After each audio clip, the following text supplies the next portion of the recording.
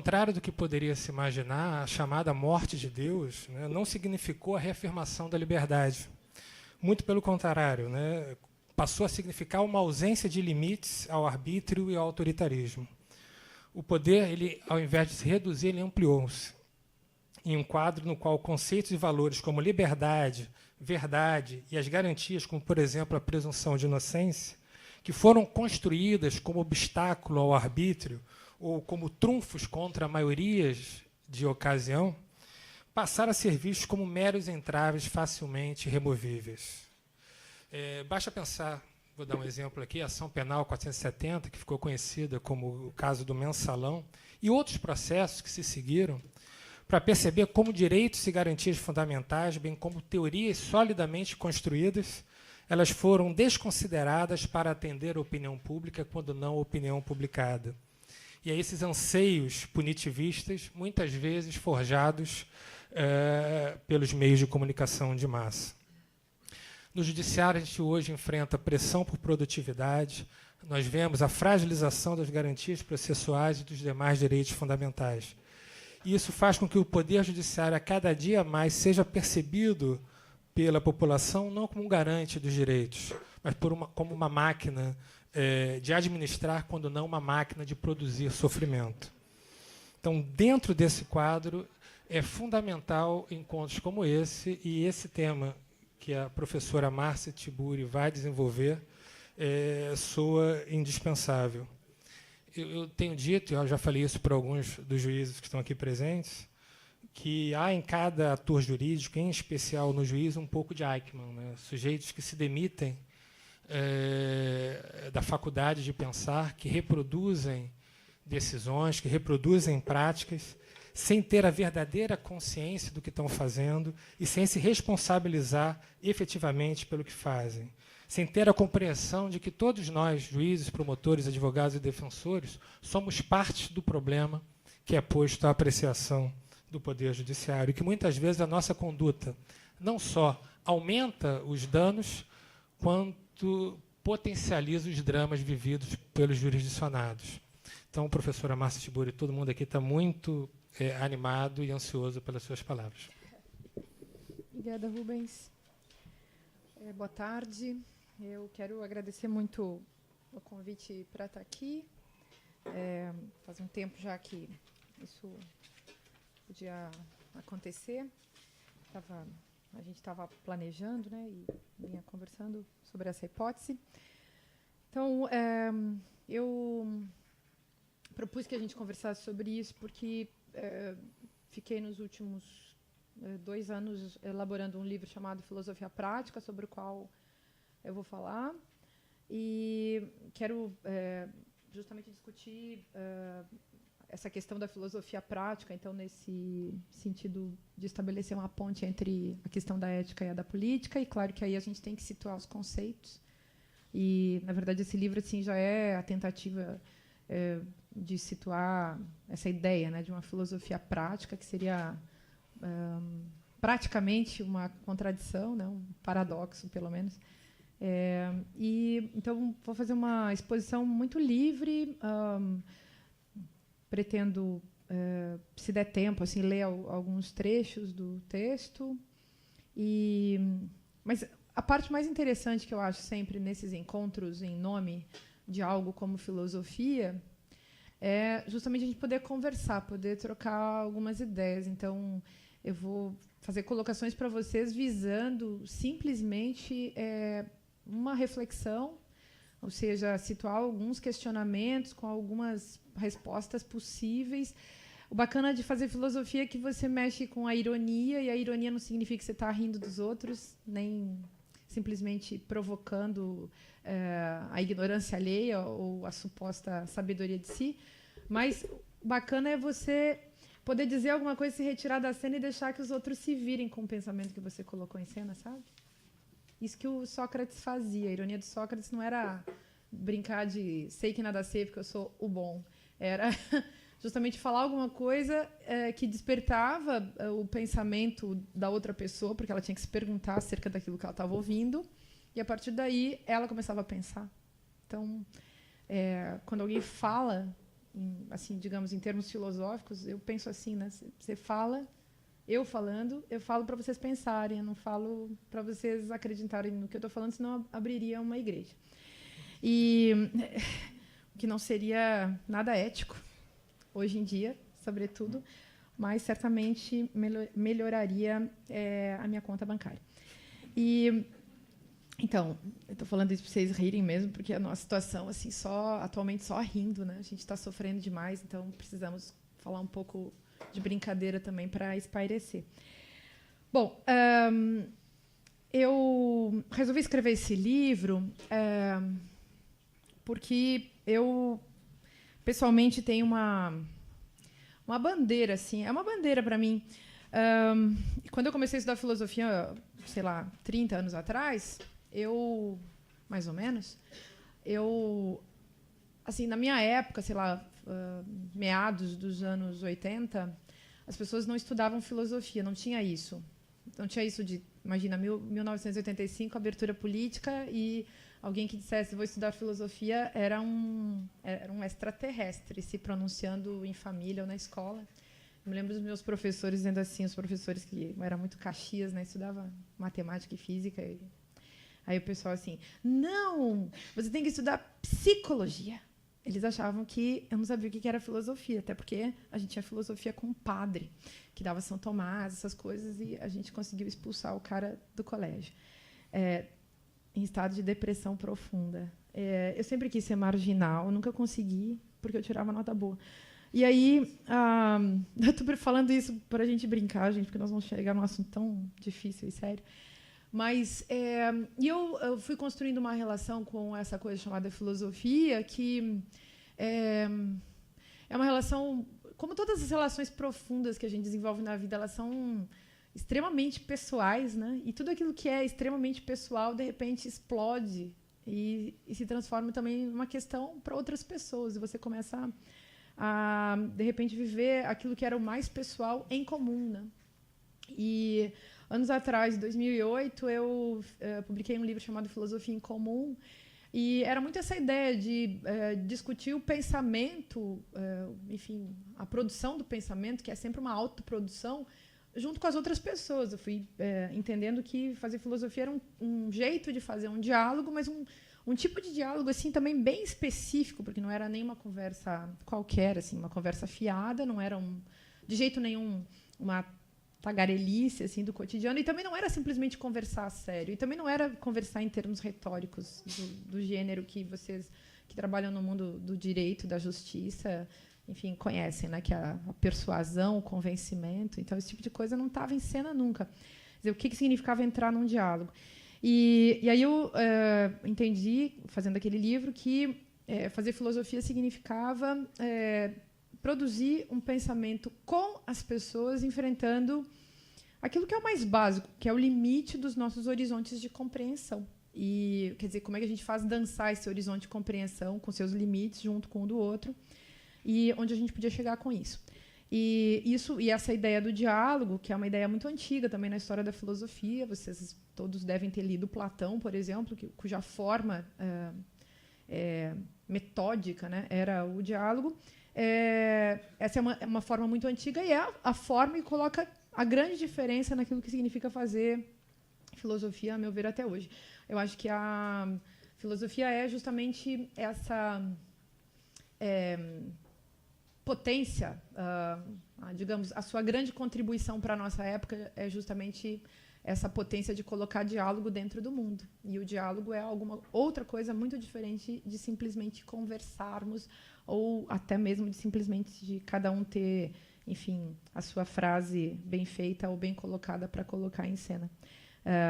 Isso tudo, enfim, implica toda a discussão sobre a escuta, que eu acho que é uma discussão que vem muito mais hoje em dia, vem da psicanálise, né? O que significa escutar, como você pode escutar.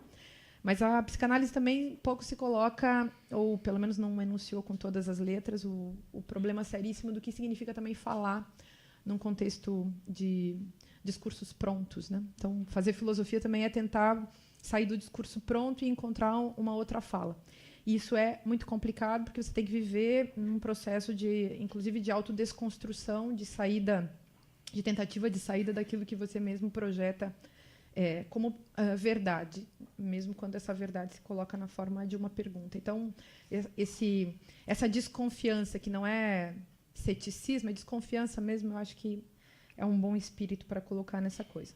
Bom, aí a minha desconfiança inicial para escrever esse livro, cuja reflexão quero apresentar para vocês, o Filosofia Prática, surgiu justamente de pensar uma verdade que é estabelecida sobre a filosofia na sua história, de que a filosofia é teórica. Então, uma das discussões que eu coloco dentro do livro é a diferença entre teoria e filosofia. Então, teoria todo mundo tem, né? O nosso mundo do senso comum é cheio de teoria. As pessoas mais desconstruídas, as mais questionadoras, também são cheias de teoria. Deus é uma teoria, né? A gente pode até dizer que a teoria é sempre meio ficcional. Então, as nossas crenças, seja em Deus, seja no dinheiro, seja no amor, seja no capital, seja no sexo, tudo isso depende de uma teoria. A teoria é uma formulação de pensamento. E a gente vê a pessoa mais culta e a pessoa mais ignorante formulando teorias. Filosofia não pode ser simplesmente teoria. Então, a filosofia é o questionamento das teorias mais ricas, mais interessantes, e as teorias mais ignorantes e mais estúpidas. E nesse sentido, eu quis colocar essa diferença entre filosofia e teoria, levando em conta também uma diferença entre teoria e prática. Realmente há uma distância muito grande entre a teoria e a prática, porque a teoria é um pensamento elaborado para ser visto pelos outros. Então, eu posso fazer uma grande exposição teórica sobre alguma coisa que, de fato, eu não pratico. Enfim, eu posso fazer uma longa exposição sobre o direito e uma longa e linda e bela exposição sobre o direito, ou sobre a democracia, ou sobre o amor, ou sobre Deus, e as minhas práticas pessoais podem ser totalmente incondizentes com aquilo que eu fico promovendo em termos de fala. Então, até o próprio...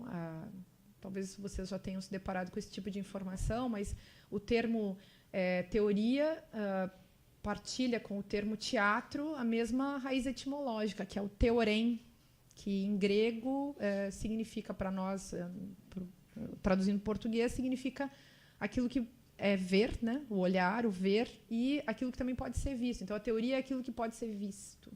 Então, nesse sentido, aquilo que eu vou mostrar para vocês agora, por exemplo, pode ser visto como uma teoria.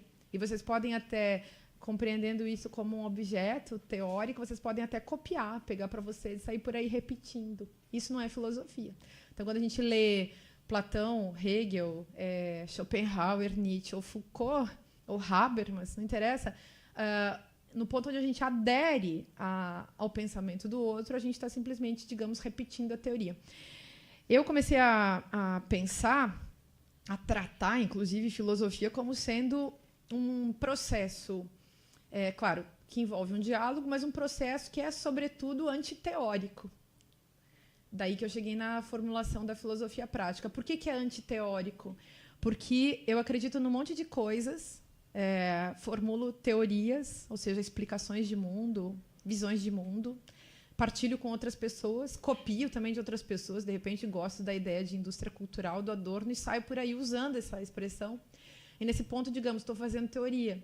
Mas no ponto onde eu começo a fazer filosofia, eu estou expondo uma experiência de pensamento que foi questionada, que se qualificou com as minhas próprias dúvidas em relação àquilo que eu vivi e em relação àquilo que eu pensei e aquilo que eu copiei do pensamento dos outros. Então, para mim, filosofia não é uma teoria que explica o mundo, a filosofia é uma busca em relação a uma verdade possível que eu também nunca vou encontrar. A filosofia é, nesse caso, um processo. E esse processo é um processo de questionamento, de dúvida. É um processo que necessariamente produz diálogo com outras pessoas, com outras potencialidades teóricas, com outros discursos, com os discursos prontos, com as obras dos outros autores, com aquilo que alguém vem e propõe e diz. Mas, para mim, a filosofia é esse processo que é incessante, que me leva a um outro lugar, que me promete, inclusive, que eu vou encontrar um outro lugar daquilo que não está pronto. Daí, vocês vão pensar assim, então tá. Então, a filosofia é uma busca da verdade. A filosofia é uma busca da própria filosofia. É a busca de desmanchar os discursos prontos, em resumo, né? Que não me permitem avançar, digamos, na experiência da minha própria vida. Então, como se eu pudesse, digamos, fazendo filosofia, como se eu pudesse, por meio dessa busca, que é o fazer filosofia, como se eu pudesse me devolver a mim mesma. Entendem isso? Esse é o negócio. Aí, então, nesses anos aí, trabalhando com filosofia, jornalistas, por exemplo, eles vêm e perguntam assim, enfim, a gente teve a ditadura militar no Brasil, né, tantos anos de proibição do ensino de filosofia no Brasil, de 69 até 2 anos atrás, e proibição. Então, a filosofia saiu do currículo. E aí, estou falando dos jornalistas por quê? Porque a filosofia voltou para o currículo, e a filosofia também, lá pelas tantas, começou a ser interessante em certos veículos de comunicação. Eu mesma fiquei anos fazendo um programa de televisão, e eu fui convidada para fazer esse programa porque eu era filósofa. E os jornalistas chegavam e perguntavam sempre assim, como a gente faz para popularizar a filosofia? Era o jeito como 99,9% dos jornalistas conseguiam entender a coisa chamada filosofia, porque eles entendiam filosofia justamente como sendo uma coisa. Essas pessoas que nunca estudaram filosofia, inclusive as que estudaram filosofia também, acho que nunca conseguem pensar muito nisso, nunca conseguiram pensar a filosofia não como uma coisa, sempre pensaram como uma coisa, um objeto, um conteúdo que pode ser transmitido, e nunca conseguiram imaginar que isso que se chama de filosofia pode ser um processo.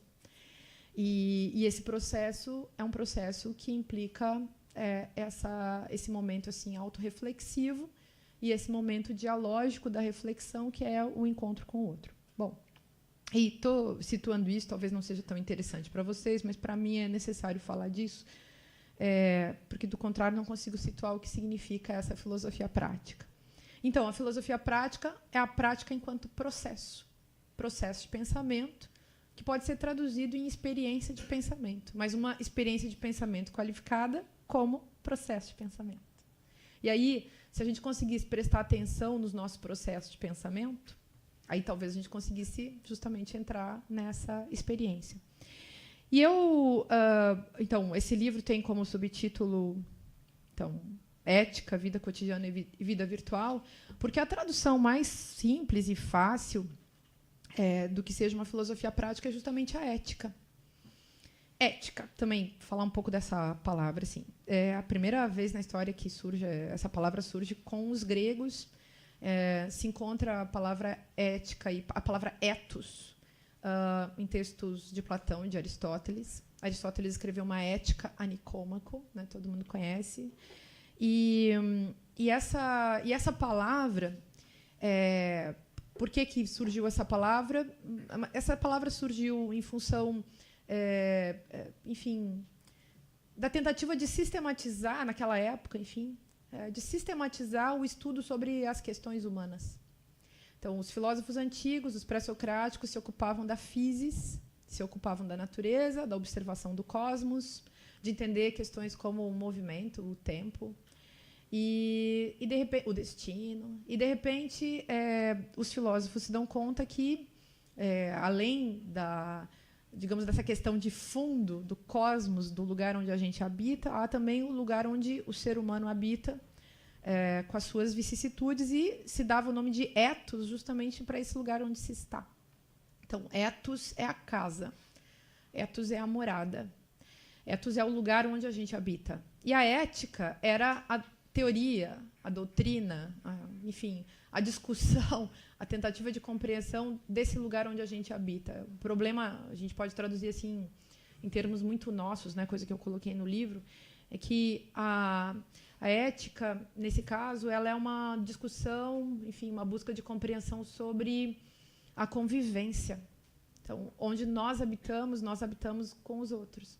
Então, a partícula com, essa junção, esse tema da relação é o tema por excelência da coisa que a gente chama de ética. E desde, enfim, dessa antiguidade que fundou a questão da disciplina da ética, né?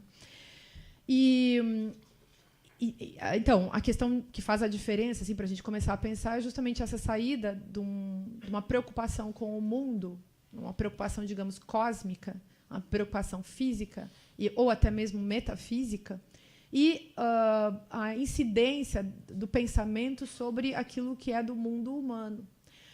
Seria assim, se a gente fosse pegar em termos de literatura, vocês pegam a filosofia surgiu ali na mesma época da tragédia grega, né? Aí você pega a tragédia grega e tinha junto com a tragédia grega a comédia. E a tragédia discutia as questões, digamos, metafísicas, o problema da morte. Vocês vão ver, sei lá, Antígona, o Édipo, qualquer uma dessas peças que vocês imaginem, a questão da morte está sempre colocada no tema da tragédia. Pois a ética ela está muito mais próxima, embora, claro, a gente possa discutir em termos éticos o problema da morte, que é o problema por excelência da tragédia, a ética está muito mais ligada à questão da comédia.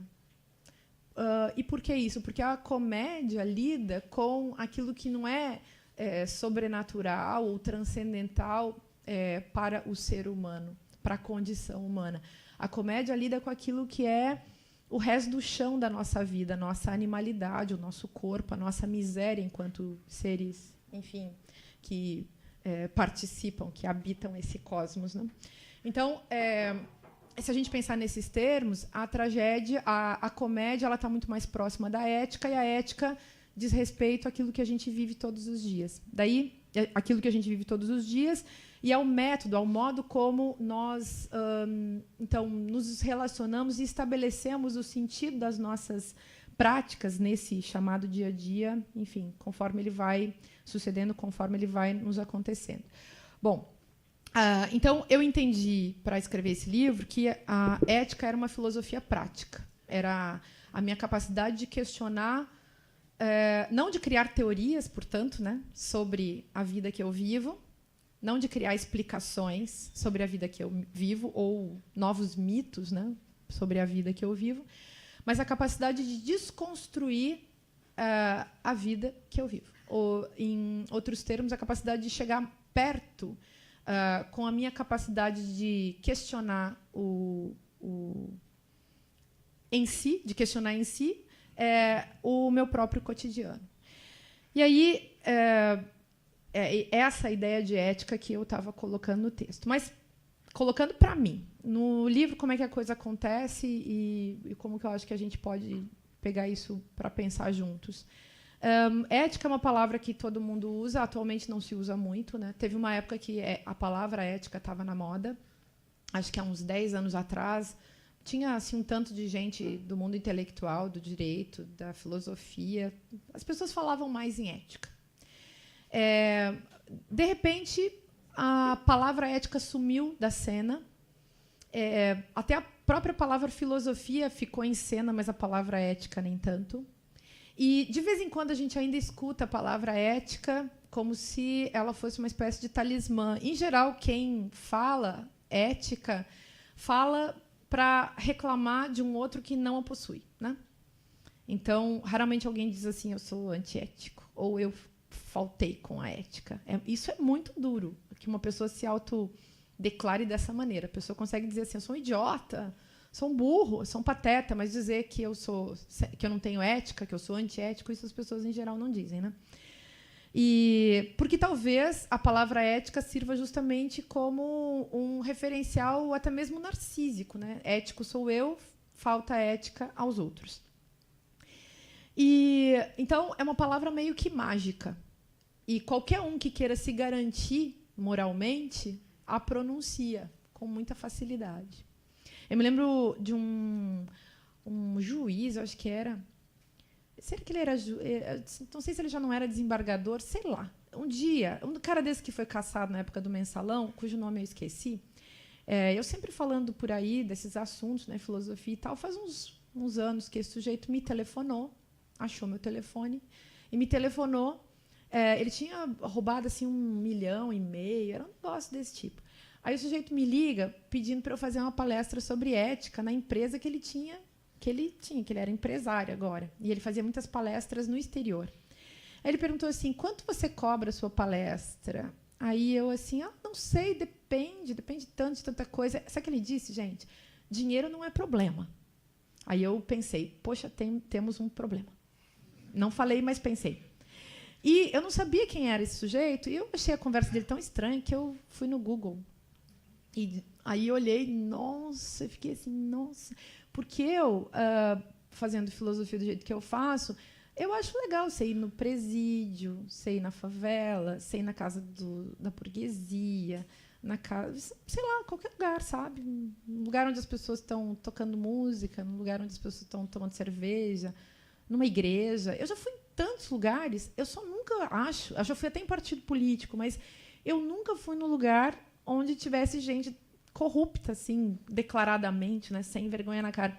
Eu fiquei pensando, olha que tranquilo, né? O sujeito acha que, então, ele vai chamar a professorinha lá, que é uma otária, porque também você pode, né? Vai chamar uma professorinha de ética para criar uma cortina de fumaça para a sua falta de ética. É a mesma coisa que eu ficar pronunciando eu sou ético, né? Ou ficar dizendo fulano não é ético, não sei quem não é ético, e nunca colocar para mim, para minha própria pessoa, essa questão, quer dizer, nunca me auto-questionar em relação à minha própria ética. E nós somos, no nosso cotidiano, na nossa vida em geral, muito antiéticos. A ética, nesse sentido, a gente pode colocar assim, gente, é também uma busca. Nós não nascemos praticando a ética. Ao contrário, é possível que o contrário esteja acontecendo. É possível que a gente nunca pratique nada ético, mas talvez a gente possa se transformar nesse sujeito ético. O Rubens falou várias vezes da palavra sujeito. Talvez a gente possa se transformar nesse sujeito ético se a gente transformar a ética numa busca. Da mesma maneira que eu falei que a filosofia pode ser uma prática no sentido da busca da própria filosofia, que eu posso encontrar em algum momento, ou que eu posso desenvolver, ou que eu posso, de repente, sei lá, numa certa altura da minha vida, olhar para trás e dizer eu construí a filosofia. Do mesmo modo, eu posso, no meu processo histórico, construir a ética e poder olhar para trás e dizer, como diziam os gregos, né, eu vivi uma vida justa, eu vivi uma vida honesta, eu me esforcei para que as coisas dessem certo. Mas acho que no nosso estado atual, as pessoas são, obviamente, muito autodefensivas e todo mundo está morrendo de medo de tudo que pode acontecer e está todo mundo também querendo levar vantagem, e a gente vive numa sociedade, obviamente, de um parâmetro assim de narcisismo bastante doentio. E é claro, então, que nós não nos colocamos essas questões dessa maneira e jamais vamos, então, jamais não, talvez a gente não possa tão imediatamente também se perguntar sobre a nossa própria ética. Enfim, construir essa pergunta sobre a ética acerca da própria ética, para mim, é uma questão boa, assim, da gente se colocar em termos éticos. Digamos, a ética pode começar a surgir no ponto onde eu me torno capaz de perguntar se eu mesmo sou ético. E aí, se eu consigo me fazer essa pergunta, talvez eu consiga abrir a chave que me leva para um outro lugar, enfim, no contexto dessa diferença, né? Bom, aí eu vou falar várias coisas, mas preciso ainda colocar mais uma questão em relação a isso. Eu comecei a organização do livro querendo colocar que a ética não podia ser também simplesmente uma questão moral, nem uma questão de código. E as pessoas falam muito em código de ética, né? Elas deveriam sempre falar em código moral, porque tem uma diferença muito séria entre ética e moral, pelo menos eu vejo assim. O que é a moral? A moral vem da palavra mos, né? Mores, os costumes. Então, a moral é aquilo que nós, de uma maneira ou de outra, num contexto coletivo, a gente concordou que está valendo a pena. Sei lá, no Brasil, por exemplo, a gente tem uma nova moral muito esquisita, que é essa moral da corrupção. É uma moral. Tá todo mundo autorizado a roubar, a ser corrupto. Não tá? Todo mundo é corrupto. Corrupto de muitos jeitos. Tanto que a gente diz que Se você vai fazer política, por exemplo, é incrível como as pessoas de fato acreditam que para fazer política você tem que aceitar ser corrupto. E isso é tão sério, está tão arraigado no nosso modo de pensar. Aliás, precisamos questionar o estado da nossa mentalidade, né, da nossa autocompreensão como país, como pessoas, como sociedade. Mas isso está tão arraigado que as pessoas também defendem isso com unhas e dentes. Eu, por exemplo, sou filiada num partido político e só o que eu escuto assim, de amigos e de família é que agora você vai virar uma corrupta. Quer dizer, só porque eu me filiei num partido, então você é corrupta? E vamos analisar as motivações para a minha filiação. Quem sabe você se filia também. Quem sabe todo mundo se filiando, a gente troca o cenário e faz outra coisa, enfim. Mas há essa crença de que a corrupção é uma forma de vida, é uma forma estabelecida de funcionamento da sociedade e das subjetividades, enfim, inseridas dentro dessa sociedade. E, nesse sentido, como todos nós patrocinamos a ideia de corrupção, a gente fica falando da corrupção e dizendo que é assim, não tem outro jeito, é como se a gente estivesse justamente fazendo o patrocínio dessa corrupção. Como se não pudesse haver um questionamento disso que virou uma espécie de costume, de hábito, e que não pode ser negado. Vocês lembram que, antigamente, as moças tinham que ser virgens quando elas se casavam? Que exemplo, né? Que comparação mais estúpida até pode parecer. Mas é um fato. Na época em que a virgindade estava em vigência como valor absoluto, também ninguém questionava. As pessoas começaram a fazer diferente, e hoje em dia, quando aparece alguém que é virgem, uma moça que é virgem, a gente acha que ela tem algum problema, né? E que ela tem algum problema com ela mesma, com o mundo, enfim. É claro que tudo isso também a gente poderia discutir no contexto da produção de valores conservadores, mas agora não vem ao caso. Estou colocando esse exemplo apenas para dizer que nós podemos mudar um hábito muito arraigado e podemos mudar se nós tivermos, enfim, questionamento e que produza um tipo de vontade que nos leve a um outro lugar.